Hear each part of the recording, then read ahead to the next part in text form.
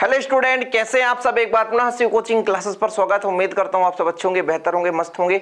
और आज का जो हमारा टॉपिक है वो है शुष्क सेल, ड्राई सेल किसे कहते हैं, ड्राई सेल है क्या, किस प्रकार से कार्य करता है, पूरा संपूर्ण संरचना सहित पूरा कार्य विधि, रासायनिक अपक्रिया कैसे होती है, विद्युत अपघटन कैसे होता है, इसका उपयोग कहाँ होता है, सब कुछ कंप्लीट यहाँ पर जानकारी देने वाला हूँ। कुल मिलाकर के पूरा समझाने वाला हूँ, तो वीडियो को अंत तक देखिएगा। चैप्टर आपका 3 चल रहा है क्लास 12 केमिस्ट्री में, और ये जो आपका चैप्टर 3 है इसमें लगभग 2-3 लेक्चर और बाकी है। और प्यारे बच्चों, यदि आप पहली बार चैनल पे आए हैं, चैनल को सब्सक्राइब कर लें। बेहतरीन तैयारी करने के लिए एक प्रॉपर नोट्स की आवश्यकता होती है। इस नंबर पे आप कांटेक्ट कर सकते हैं। 100 रुपये चार्ज रहता है, आप बेहतर रूप से लिख सकते हैं और नोट्स बना सकते हैं उसके माध्यम से। तो जैसे मैं आज यहाँ पे समझाऊंगा, कुछ चीज़ें लिख भी दूंगा, कुछ चीज़ें मैं नहीं लिखता हूँ। जैसे बहुत ज़्यादा थ्योरी हो जाता है तो लिखने में दिक्कत होती है बोर्ड में, इसलिए अभी क्या है भाई साहब, डिजिटल बोर्ड होता है तो पूरा कंप्लीट बढ़िया चित्र बना करके डायरेक्ट समझाना रहता है। लेकिन यहाँ पे व्हाइट बोर्ड में पूरा लिखना थोड़ा सा लंबा वीडियो बन जाता है, बोरिंग भी हो जाता है। लेकिन कोशिश यही करता हूँ कि मैक्सिमम आपको समझा दूँ, आप बेहतर नोट्स बना सकते हैं। चलिए शुरू करते हैं। जो आपका सेल होता है 2 प्रकार से होता है, मुख्य रूप से 2 प्रकार, एक प्राथमिक और दूसरा द्वितीयक। मुख्य रूप से 2 प्रकार के होते हैं, प्राथमिक, द्वितीयक। प्राथमिक का मतलब क्या होता है, एक ऐसा सेल जिसका हम यदि एक बार उपयोग कर लें तो दोबारा उसे अब आवेशित नहीं कर सकें। यानी एक ऐसा सेल जिसका हम एक बार उपयोग करके उसे फेंक देते हैं, वो प्राथमिक सेल कहलाता है। यानी पुनः आवेशित उसे नहीं कर सकते। लेकिन एक ऐसा सेल जिसका हम उपयोग कर लें, फिर से उसे आवेशित कर लें, यानी जिसे बोलते हैं चार्ज कर लें। चार्ज मतलब होता है आवेश। कहते हैं ना, बैटरी को चार्ज करो, बैटरी को चार्ज करो मतलब पुनः उसमें आवेश दे दो। और जब आवेश चला जाता है, जैसे हम किसी भी बैटरी को चार्ज करते हैं तो विद्युत ऊर्जा जो है रासायनिक ऊर्जा में कन्वर्ट हो जाती है, और वही फिर रासायनिक ऊर्जा में विद्युत ऊर्जा के रूप में प्राप्त होती है। जैसे हम ही एक बैटरी का यूज करते हैं, जैसे लाइट के बैकअप के लिए, तो उस बैटरी को हम पहले चार्ज करते हैं। कैसे? लाइट रहता है जब, यानी विद्युत जो ऊर्जा होती है वो रासायनिक ऊर्जा में बदल जाती है। फिर जब लाइट चला जाता है, यानी जो हमारा कनेक्शन खत्म हो जाता है, तब वो जो हमारा बैटरी है वो रासायनिक ऊर्जा को विद्युत ऊर्जा में तुरंत कन्वर्ट करना शुरू कर देता है। ये चीज होता है बैटरी का काम। तो यहाँ पर जो हम प्राथमिक सेल की बात कर रहे हैं तो केवल उसे हम एक बार प्रयोग कर सकते हैं। जैसे आपके घड़ी में लगा रहता है सेल, ये सेल आपको दिख रहा होगा, ये हमारा प्राथमिक छोटा सा 10 रुपए का सेल आता है, सबके घर में मिल जाएगा। ये प्राथमिक सेल है। इसको हम एक बार यदि हम अपने घड़ी पे या टार्च पे इसका प्रयोग कर ले, टेप रिकॉर्डर पर, रेडियो पर, इनका यदि हम एक बार प्रयोग कर लेते हैं तो दोबारा इसका प्रयोग नहीं करते। तो ये हमारा क्या है भाई साहब, प्राथमिक सेल है। क्या? Primary cell. ओके। और हम यदि बैटरी की बात करें, बड़े सेलों की बात करें, जैसे सीसा संचायक सेल वगैरह आप पढ़ोगे तो उसे हम चार्ज कर सकते हैं, तो वो भाई साहब वो क्या है, वो फिर हमारा द्वितीयक सेल है। तो प्राइमरी सेल के अंतर्गत हमारा शुष्क सेल आता है, और ये शुष्क सेल ही है। बस इसको आपको समझना। आज एक छोटा सा सेल मैं लेकर आया हूं, मेरे घड़ी का सेल, खराब सेल है।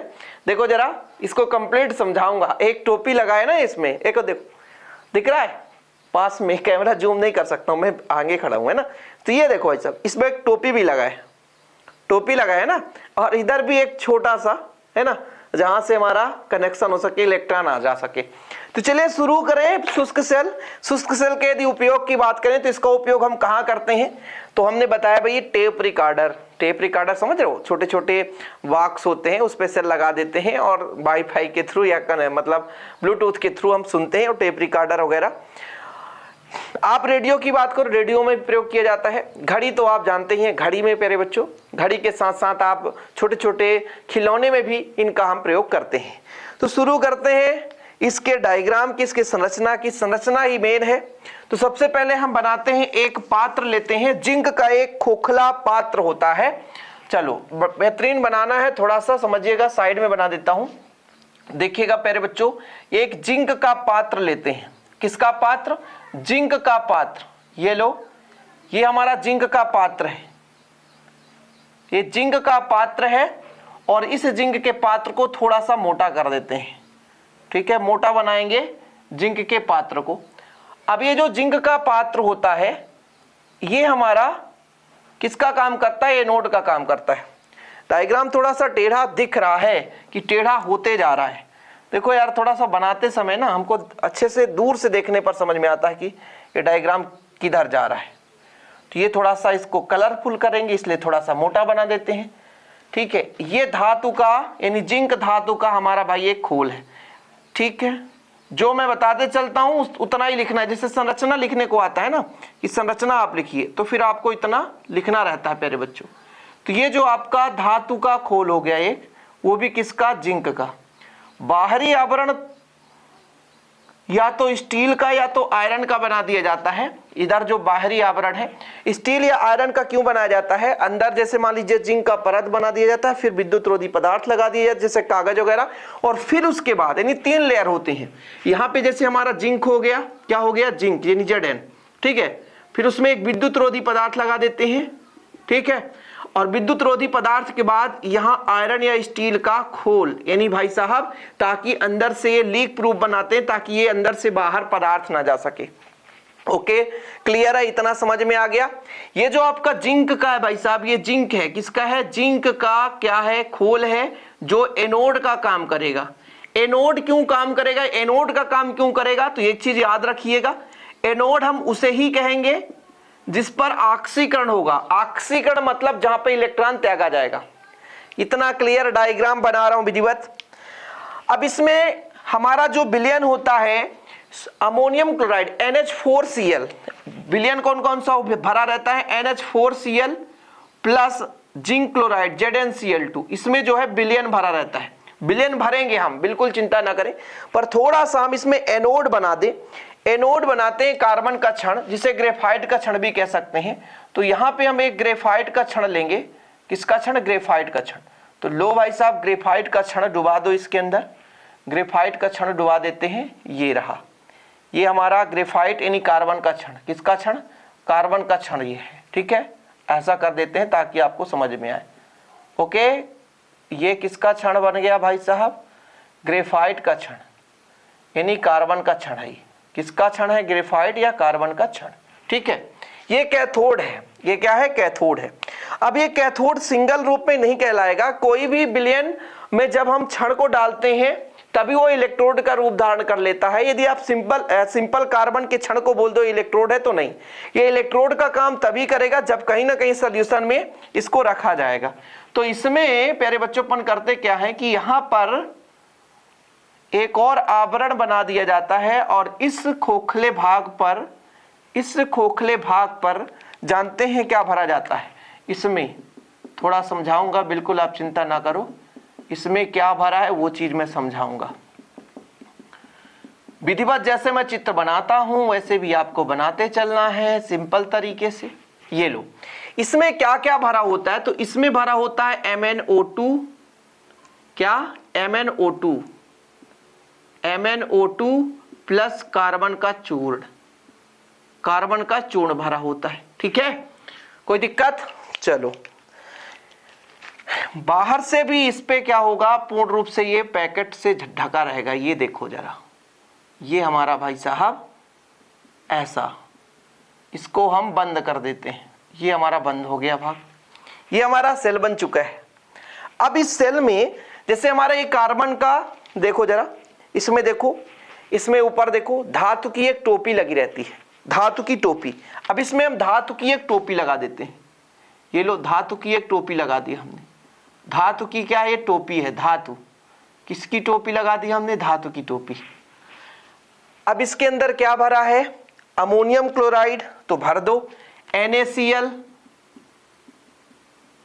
NaCl भरा भाई साहब, और क्या भर दिया हमने, ZnCl2, जिंक क्लोराइड, दो चीज भरा है, NaCl और जिंक क्लोराइड भरा है, ठीक है। क्या क्या क्या भरा है भाई साहब, समझो, NaCl और जिंक क्लोराइड। ये हमारा बन चुका है शुष्क सेल, क्या बन चुका, शुष्क सेल, ठीक। फिर देखो ये जो हमारा ये कैथोड है, ये क्या है, कैथोड है, ये कैथोड है जो कि कार्बन का बना है, कार्बन का कैथोड बना है, ठीक है। कोई दिक्कत, चलो अब यहां पे मैंने जो बनाया ये धातु की टोपी है, धातु की टोपी, ठीक है, धातु की टोपी। और बाहर जो ये बाहर का लेयर होता है ये विद्युत रोधी पदार्थ का बना होता है, साथ में उसके चारों ओर या तो आयरन का या तो स्टील का आवरण, आयरन या स्टील का आवरण। यहां पतला सा आवरण मैं बना देता हूं ताकि आपको दिक्कत ना हो सके, तब आप समझ पाएंगे ना, स्टील या आयरन का आवरण बना रहता है।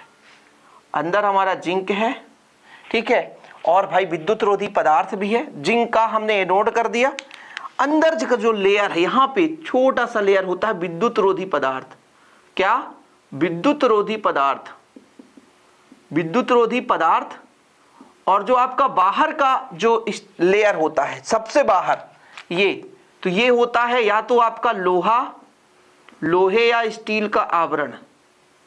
स्टील का आवरण।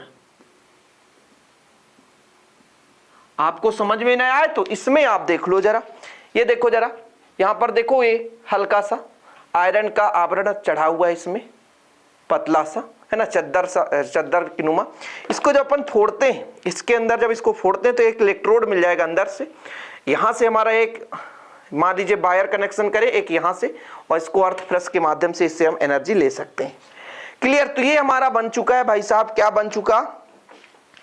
ये बन चुका हमारा शुष्क सेल, और इसे हम पिच सील बोलते हैं। इसको पिच सील बोलते हैं। पिच सील, अब कहते हैं ना पिचिंग कर दो, कहीं पे पानी का बांध बनाते हैं तो पिच सील। पिच सील का मतलब पानी रिसने ना पाए, तो ऐसे यहाँ पर पिच सील बना दिया जाता है ताकि बाहर न जाने पाए। ये हो गया कंप्लीट। सॉरी स्टूडेंट, तो शुष्क सेल का हमारा संरचना बन चुका है। अब इसमें हमको क्या करना है? तो सबसे पहले तो आपको यदि है ना पूछा जाए कि इसका उपयोग लिखो, तो उपयोग आप लोग लिखेंगे। उपयोग आपसे पूछ लिया जाए, उपयोग आप क्या कहोगे? कहां कहां प्रयोग कर सकते हैं प्यारे बच्चों? तो हमने कहा अभी रेडियो में प्रयोग करते हैं। रेडियो में, रिमोट, हर एक टीवी का रिमोट ले लो आप, है ना, छोटे छोटे खिलौनों में हम करते हैं। खिलौनों में इसका प्रयोग करते हैं, खिलौनों में। और किस में करते हैं प्यारे बच्चों? आपके घर में घड़ी होगा, घड़ी। टार्च में भी करते हैं इसका प्रयोग। टेप रिकॉर्डर में भी करते हैं इसका प्रयोग। कहां करते हैं? टेप रिकॉर्डर, टेप रिकॉर्डर आदि में इसका हम प्रयोग करते हैं। कोई दिक्कत तो नहीं है। प्रयोग यदि कहा जाए ये किस सिद्धांत पर आधारित है, तो नोट करेंगे आप लोग, लेक्लांसी सेल के सिद्धांत पर आधारित है। लेक्लांसी सेल के सिद्धांत पर आधारित है। लेक्लांसी सेल के सिद्धांत पर आधारित है। यदि ऑब्जेक्टिव में पूछ दिया जाए जो शुष्क सेल आपका है, ये जो शुष्क सेल है वो किस सिद्धांत पर आधारित है? लेक्लांसी सेल पर आधारित है। किस पर है? लेक्लांसी सेल पर आधारित है। अब यदि मैं कहूं संरचना बताओ भाई साहब, संरचना, तो हर बच्चा संरचना बताएगा। अब संरचना मैं नहीं दिखाऊंगा, संरचना मैं आपको समझाऊंगा 1 से 2 बार 3 बार, तब आपको संरचना समझ में आ जाएगा। संरचना में सबसे पहले मैंने क्या बनाया था? सबसे पहले मैंने कहा कि जिंक धातु का एक खोखला पात्र है, यानी खाली पात्र है या खोखला आवरण है, जिसमें अमोनियम क्लोराइड और ZnCl2 का विलयन भरा जाता है। सबसे पहले हम क्या बोलते हैं, जो शुष्क सेल होता है वो जिंक का, किसका? जिंक का, यानी Zn का खोखला आवरण होता है जिसके ऊपर हम अमोनियम क्लोराइड और जिंक क्लोराइड का मिश्रण भरते हैं, यानी NH4Cl। अमोनियम क्लोराइड को नौसादर भी कहते हैं, और जिंक क्लोराइड का विलयन भरते हैं। लिखना चाहो तो लिख सकते हो। क्या लिखोगे? कि शुष्क सेल में पहले तो उपयोग या सिद्धांत आपको पता ही हो गया कि लेक्लांसी सेल के सिद्धांत पर कार्य करता है। संरचना में यदि आप लिखो तो शुष्क सेल में जिंक का एक क्या होता है? खोखला आवरण होता है जिसमें अमोनियम क्लोराइड और ZnCl2, जिंक क्लोराइड का विलयन भरा रहता है, या ऐसा कर सकते हो अमोनियम क्लोराइड और ZnCl2 भरा रहता है। ठीक है, एक लाइन क्लियर है कि शुष्क सेल में जिंक का क्या होता है? खोखला आवरण होता है, और ये इसमें क्या है? अमोनियम क्लोराइड और ZnCl2 का मिश्रण भरा रहता है। ये जो खोखला आवरण है, आगे लिखोगे, जिंक का खोखला आवरण एनोड के भांति कार्य करता है। किसके भांति कार्य करता है? एनोड के भांति कार्य करता है। आगे लिखोगे, इस जिंक के खोल के अंदर कार्बन अर्थात ग्रेफाइट का एक क्षण लगा रहता है, जिसके चारों ओर MnO2 और कार्बन के चूर्ण का मिश्रण होता है। तो यह जो आपका धातु का क्षण कैथोड की भांति कार्य करता है। धातु नहीं कह सकते हो, कार्बन बोल के चलना कि कार्बन का जो क्षण है, ग्रेफाइट का क्षण है, कैथोड की भांति कार्य करता है।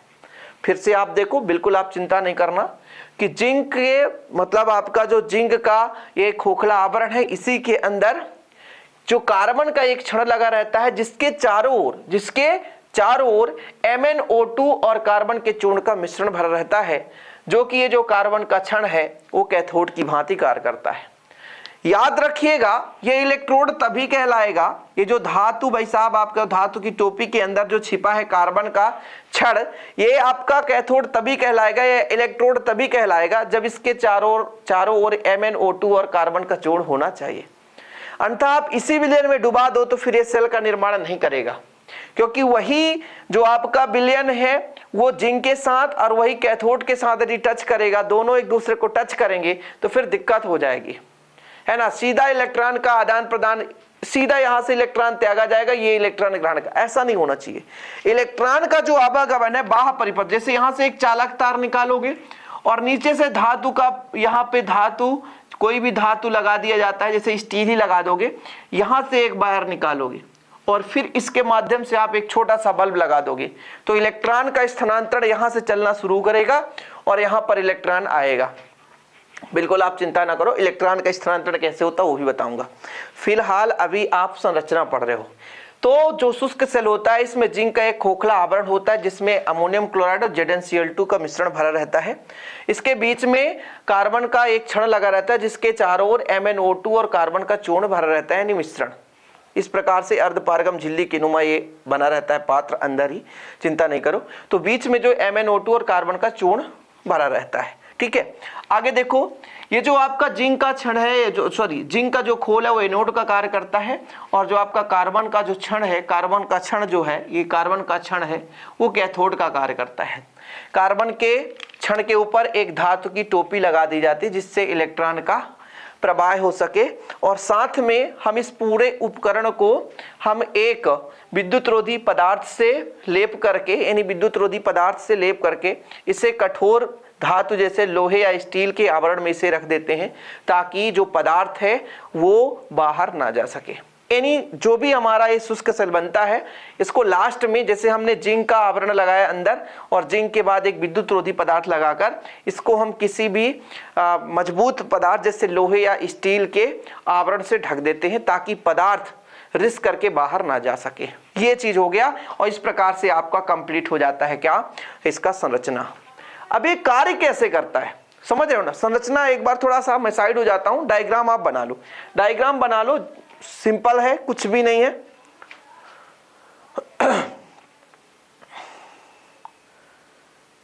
कोई दिक्कत? हाँ, याद रखियो भाई साहब कि इसमें जो लेयर है ना, 3 लेयर है।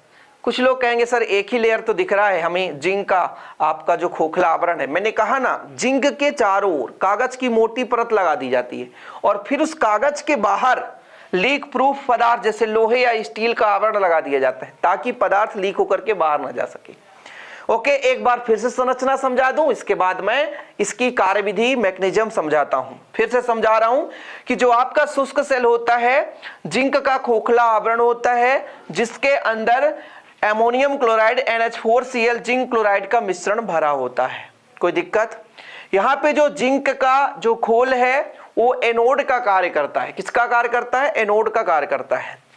अब इसी शुष्क सेल के अंदर कार्बन का क्या लगा रहता है? एक क्षण लगा रहता है जो कि कैथोड की भांति कार्य करता है, और इस कार्बन के क्षण के चारों ओर MnO2 और कार्बन का चूर्ण भरा रहता है। इतना क्लियर कर सकते हो। कार्बन के क्षण के ऊपर एक धातु की टोपी लगा दी जाती है। अब इस पूरे शुष्क सेल को, यानी जिंक के जो खोल के चारों ओर कागज की मोटी परत लगाकर इसे लीक प्रूफ बनाने के लिए इसको अपन क्या करते हैं, स्टील या लोहे की आवरण से ढक देते हैं।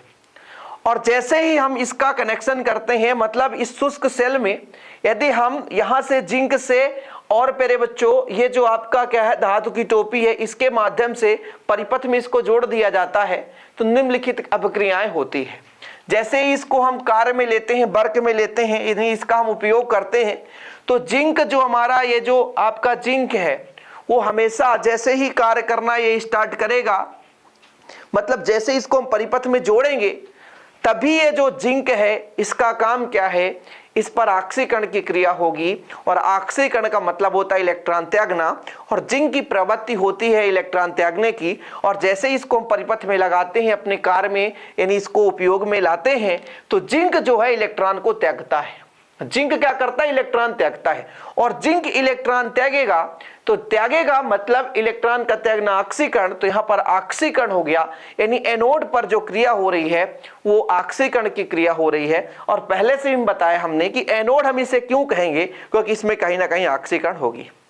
तो सबसे पहले यदि हम देखें कि विद्युत अपघटन, संरचना तो क्लियर है, संरचना तो आपको आ जाएगा। अब मैं यदि आपसे कह दूं कि विद्युत अपघटन क्या होगा, विद्युत अपघटन, विद्युत अपघटन जो अमोनियम क्लोराइड है NH4Cl है, ये टूटता है NH4 पॉजिटिव और Cl निगेटिव बनाता है। रासायनिक अपक्रिया क्या क्या लिखना है वो मैं आपको बताऊंगा, संरचना तो आप समझ ही गए होंगे। आगे आप लोग कार्य विधि में लिख सकते हैं कि जो ये सब मैं लिख रहा हूं कि जैसे ही सेल को कार्य में लेते हैं या जैसे ही सेल कार्य करने लगता है तो अंदर की निम्नलिखित रासायनिक अपक्रियाएं संपन्न होती है। पहले तो जो अमोनियम क्लोराइड है ये भी टूटता है NH4 पॉजिटिव और Cl निगेटिव में। और जो आपका जिंक होता है, जैसे ही सेल को कार्य में लिया जाता है या जैसे ही सेल कार्य करना शुरू करता है, जो जिंक दो इलेक्ट्रॉनों को त्यागता है, और दो इलेक्ट्रॉन त्याग कर Zn2 पॉजिटिव के रूप में बन जाता है। हम आगे लिख सकते हैं कि जैसे ही सेल कार्य करना प्रारंभ करता है या कार्य करता है तो जिंक अपने दो इलेक्ट्रॉन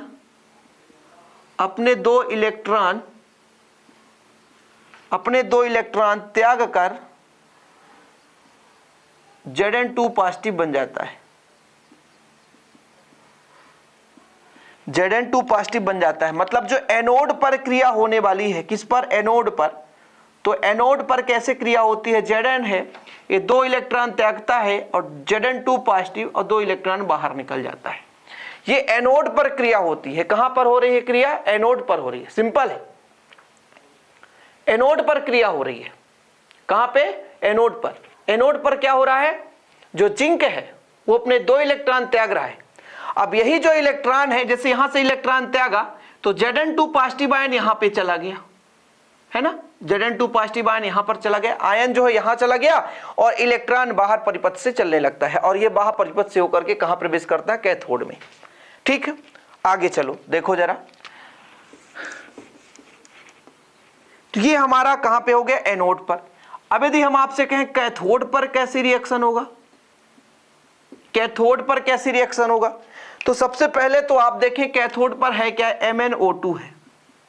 क्या है, MnO2 है। MnO2 के पास जाता है कौन, NH4 पॉजिटिव, जो यहां पे टूटता है NH4Cl, तो इसके पास जाता है NH4 पॉजिटिव, NH4 पॉजिटिव, और जितना इलेक्ट्रॉन चाहे उससे ले सकता है। क्यों, जैसे ही हमारा जिंक दो इलेक्ट्रॉन त्याग कर Zn2 पॉजिटिव आयन कहां चला गया, विलयन में चला गया, और इलेक्ट्रॉन बाह्य परिपथ के माध्यम से यहां जाता है। तो इलेक्ट्रॉन को समाप्त करने के लिए Zn पॉजिटिव इस कैथोड के पास जाता है। समझो भाई साहब, कैथोड यहाँ पे धनावेश है, क्या है, धनावेश है ना, ये धनावेशित है, और ये क्या है, ऋण है। ठीक है, समझ में आया, फिर से समझो, जैसे ही जो जिंक है वो इलेक्ट्रॉन त्यागा, इलेक्ट्रॉन कहां चलेगा, बाह्य परिपथ में चलेगा, और जो आपका Zn2 पॉजिटिव है विलयन में चला गया, और ये इलेक्ट्रॉन जाते हुए बाह्य परिपथ से कहां पे जाएगा, कैथोड पे। जब कैथोड पे आएगा तो NH4 पॉजिटिव कहां जाएगा, कैथोड के पास जाएगा, वहां पे इलेक्ट्रॉन लेने के लिए।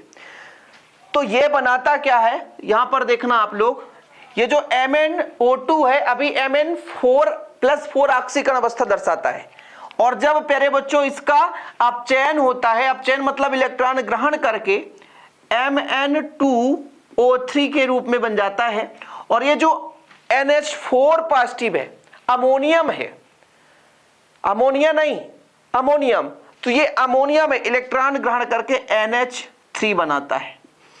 अब NH3 बना दिया, तो जब NH4 है और NH3 बना रहा है, तो कहीं ना कहीं से हाइड्रोजन की एक्स्ट्रा है, तो वो हाइड्रोजन जो H2 है, क्या है, H2 है, H2, वो हाइड्रोजन ऑक्सीजन से संयोग करके H2O बना लेता है।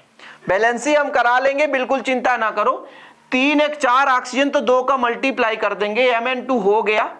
N हमारा सिंगल है, 2 इलेक्ट्रॉन की आवश्यकता होगी, तो 2 इलेक्ट्रॉन हमने यहां पे कर लिया। तो ये हमारा एनोड पर रिएक्शन हो गया और ये हमारा कैथोड पर रिएक्शन हो गया। मतलब कुल इतना ही रिएक्शन होता है। यदि आपसे पूछ दिया जाए कि आप उस शुष्क सेल में होने वाले संपूर्ण रिएक्शन को दर्शाओ, संपूर्ण रिएक्शन को दर्शाओ, थोड़ा समझना, पूरा विधिवत समझा रहा हूं, कोशिश यही कर रहा हूं कि आपको समझ में आए कि वास्तव में सबसे पहले क्या अभिक्रिया होता है। लो भाई स्क्रीनशॉट ले लिए था ना आप लोग, स्क्रीनशॉट ले लिया करो मेरे प्यारे बच्चों, स्क्रीनशॉट लेना मत भूला करो, ठीक है मेरे भाई बहन, छोटे भाई बहन, जो भी मेरे डियर स्टूडेंट, यदि आप विधिवत पढ़ रहे हैं यार तो प्लीज लाइक करना ना भूलें, शेयर भी करें और जय हिंद लिखना ना भूलें। जय हिंद कमेंट बॉक्स में जरूर लिखें। थोड़ा सा मैं आपसे कह दूं, इसको और थोड़ा सा समझा दूं कि जैसे भाई साहब, जैसे NH4Cl टूटता है तो ये बनाता है NH4 पॉजिटिव और Cl निगेटिव, ये बना लिया। थोड़ा समझने की कोशिश करेंगे, आप बिल्कुल चिंता ना करो, इसके बाद भी कुछ लिखना है वो भी मैं बताऊंगा। अब भाई साहब ये जो NH4 पॉजिटिव है, मैंने आपको कहा कि सबसे पहले तो भाई एनोड पर जिंक दादा जो हैं इनमें इलेक्ट्रॉन त्यागने की प्रवृत्ति, अपने 2 इलेक्ट्रॉन त्याग दिए और Zn2 पॉजिटिव आयन जो है कहां चला गया, ये विलयन में चला गया Zn2 पॉजिटिव आयन, और जो आपका इलेक्ट्रॉन है वो बाह्य परिपथ में चलना शुरू कर देता है। बाह्य परिपथ से चल करके अंत में कैथोड में प्रवेश करता है और कैथोड में आता है आपका इलेक्ट्रॉन। तो भाई साहब यहां से जो आपके NH4 पॉजिटिव आयन है वो कहां चलना शुरू करते हैं, कैथोड की ओर। अब ये कैथोड की ओर जाते हैं NH4 पॉजिटिव आयन, थोड़ा समझने की कोशिश करेंगे तो इलेक्ट्रॉन को ग्रहण करते हैं और अमोनिया का निर्माण करते हैं, और जो एक्स्ट्रा हाइड्रोजन बचता है वो H2 के रूप में बाहर हो जाता है। बिल्कुल आप चिंतित ना हो, आपको समझा रहा हूं मैकेनिज्म। अब ये जो H2 है भाई साहब ये गैस है, अभी इसकी बैलेंसी सही नहीं है, तो 2 इलेक्ट्रॉन यहां पर ग्रहण करा दो, 2 का मल्टीप्लाई कर दो, यहां भी 2 का मल्टीप्लाई कर दो, इस प्रकार से इसका बैलेंसी सही हो गया। अब ये जो हाइड्रोजन है यदि इस सेल के अंदर रह जाए तो भाई साहब या तो इसके चारों ओर लेयर बना लेगा, क्या बना देगा, लेयर, और विद्युत का कुचालक है। जब विद्युत का कुचालक होगा तो इसमें फिर रासायनिक अभिक्रिया जो इलेक्ट्रॉन का आदान प्रदान है वो बंद हो जाएगा या मंद हो जाएगा, मंद मतलब कम हो जाएगा, क्योंकि कुचालक है, ना तो इलेक्ट्रॉन को लेने देगा ना तो जाने देगा। इसीलिए ये MnO2 से ऑक्सीजन लेता है बेचारे से, किससे, MnO2 से, और क्या बनाता है, H2O। कैसे, आपका MnO2 है ही है, समझ रहे हैं, और जब इसको डायरेक्ट रिएक्शन होता है NH4 पॉजिटिव करते हैं, है ना, और 2 इलेक्ट्रॉन लेता है तो क्या बनाता है, MnO2 बना देता है, O3, और आपका अमोनिया गैस बाहर कर देता है और H2O के रूप में पानी बन जाता है। तो ये मैकेनिज्म है, ये इस प्रकार से होता है, डायरेक्ट H2O बना, इसलिए पंचायत नहीं पालता भाई साहब, ये अंदर रासायनिक अभिक्रिया तुरंत हो जाती है, हाइड्रोजन गैस को बनने ही नहीं देता। जैसे हाइड्रोजन गैस बनना शुरू होता है सीधा भैया यहां से ऑक्सीजन आया, बोला रुक बेटा रुक, तू हाइड्रोजन गैस नहीं बनेगा, गैस बनेगा तो हो सकता है ये फट जाए, ज्यादा मात्रा में गैस बन जाए। अमोनिया गैस है, इसको भी खत्म करने के लिए एक और बाबा जी आएंगे, चिंता नहीं करो आप। अभी तो आप समझो कि हाइड्रोजन गैस जो एक्स्ट्रा हो रहा था वो ऑक्सीजन यहां से आया, बोला चलो भाई हम तुम्हारे साथ कुछ संयोग कर लेते हैं, दोस्ती करके विलयन में चले गए, खत्म कहानी, फटने का डर खत्म, मतलब इसके दाब का प्रभाव नहीं होता है। तो ये इसका मैकेनिज्म था, थोड़ा समझाना जरूरी था। अब भाई ये सब लिखने की जरूरत नहीं है, ये सब अपने आप में 2 रिएक्शन होना चाहिए, बस 2 रिएक्शन होना चाहिए जो मैंने कराया है।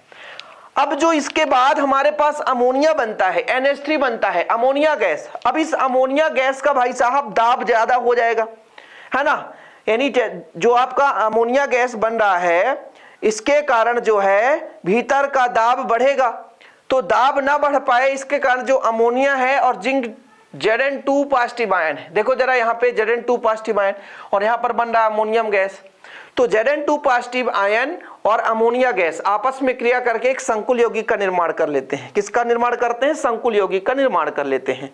तो यहां पर इसके बाद आप लिखेंगे कैथोड पर के बाद लिखेंगे, ठीक है, उत्पन्न होने वाली अमोनिया गैस, उत्पन्न होने वाली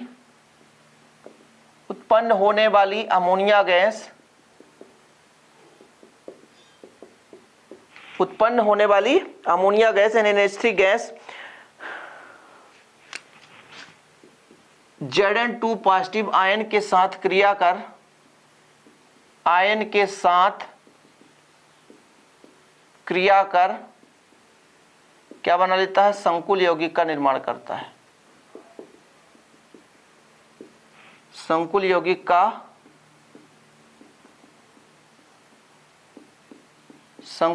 का निर्माण करता है। कैसे संकुल यौगिक बनाता है, Zn2 पॉजिटिव ले लो और अमोनिया के 4 अणु ले लो, तो ये बनाता है ZnNH4 का होल 4। NH4 नहीं था भाई, अमोनिया था तो NH3 था, तो यहां पर NH3 कर दो, और 2 पॉजिटिव आयन है तो 2 पॉजिटिव आयन कर दो। इस प्रकार से ये जो आपका NH3 था, यहाँ पे 2 गैस बन रहे थे, एक हाइड्रोजन आ रहा था, उसको भी ऑक्सीजन ने H2O में कन्वर्ट कर दिया, और जो हमारे पास मिलकर आया क्या भाई साहब, ये NH3 आया, इसको जिंक ने क्या कर दिया, जिंक ने अपने साथ संकुल यौगिक का निर्माण कर दिया, और इस प्रकार से इसमें क्रियाविधि होती रहती है। संपूर्ण रिएक्शन भी आपको समझ में आ गया होगा, उम्मीद करता हूं कि आप समझ गए होंगे। यहां से एक ऑब्जेक्टिव बनता है कि इसमें कितना वोल्टेज प्राप्त किया जा सकता है, तो 1.25 से 1.5 वोल्ट, इतना वोल्ट इसमें यानी वोल्टेज प्राप्त किया जा सकता है। इसका जो शुष्क सेल होता है, इसका वोल्टेज कितना होता है, 1.25 से 1.5 वोल्ट, इसके मध्य होता है। तो उम्मीद करता हूं कि शुष्क सेल अब आप समझ ही गए होंगे, शुष्क सेल है क्या, संरचना कार्यविधि। मैं आप लोगों से गुजारिश करता हूं कि विधिवत तैयारी करने के लिए आप बस छोटा सा एक अमाउंट 100 रुपीज जिससे आप नोट्स लेकर बेहतर तैयारी कर सकते हैं, और हमारे चैनल पे जुड़े रहें। हमारे चैनल पर विधिवत तैयारी आपकी कराई जाएगी। अदर स्टेट के बच्चे जैसे यूपी बोर्ड, बिहार, राजस्थान, झारखंड जो भी हैं, एनसीईआरटी पैटर्न से जो भी मैं पढ़ाता हूँ, हिंदी इंग्लिश को छोड़ करके, हिंदी इंग्लिश में भी ग्रामर पोर्शन आपका सेम रहता है, तो आपको चिंता करने की जरूरत नहीं है। वीडियो पसंद आए तो लाइक करना ना भूलें, और वीडियो या सेशन को पसंद करने वाले प्लीज थम्स अप कर दें, और जय हिंद लिखना ना भूलें। चलिए मिलते हैं अगली वीडियो के साथ। जय हिंद, वंदे मातरम।